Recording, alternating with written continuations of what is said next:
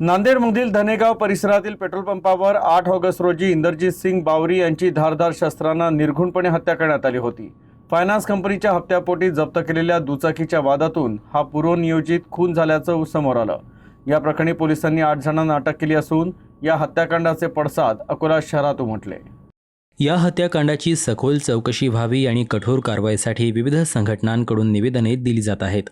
अकोल्यातही जिल्हाधिकारी यांना निवेदन देऊन ही मागणी करण्यात आली आहे। ही हत्या केवळ वैयक्तिक वादातून झाली नसून यामागे भूमाफिया, वाळू तस्कर आणि अवैध धंदे चालवणाऱ्या संघटित गुन्हेगारांचे मोठे षडयंत्र असल्याची शंका आहे। यामागे कोणते अदृश्य हात कार्यरत आहेत आणि या कटाची पाळेमुळे कुठे पसरली आहेत याचा शोध घेणे गरजेचे आहे। आरोपींची गुन्हेगारी पार्श्वभूमी, त्यांचे राजकीय, प्रशासकीय वरदहस्त आणि गुन्हेगारीचे जाळे पाहता या संपूर्ण हत्याकांडाचा आणि त्यामागील षडयंत्रांचा स्थानिक पातळीवरील तपासावर दबाव आणण्याचा प्रयत्न होऊ शकतो। निष्पक्ष, पारदर्शक आणि सखोल तपास व्हावा यासाठी हा तपास केंद्रीय अन्वेषण विभागाकडे सोपवण्यात यावा, अशी मागणी सामाजिक संघटनेतर्फे करण्यात आली आहे।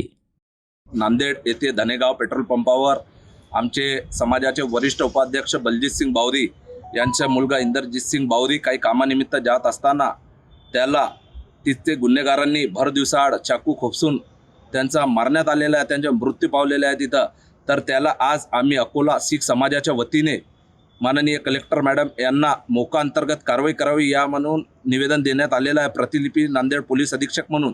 तर आमची एकच विनंती आहे की असे गुन्हेगारांना आळा घालण्यासाठी नांदेड पोलीस अधीक्षकांनी यांच्यावर मोकांतर्गत कारवाई करावे, कारण याच्या पडशंत्र अशा की त्यांच्या मागे मोठमोठे वाळू माफियाचे धंदे, वरली मटका सटकाचे धंदे आहे।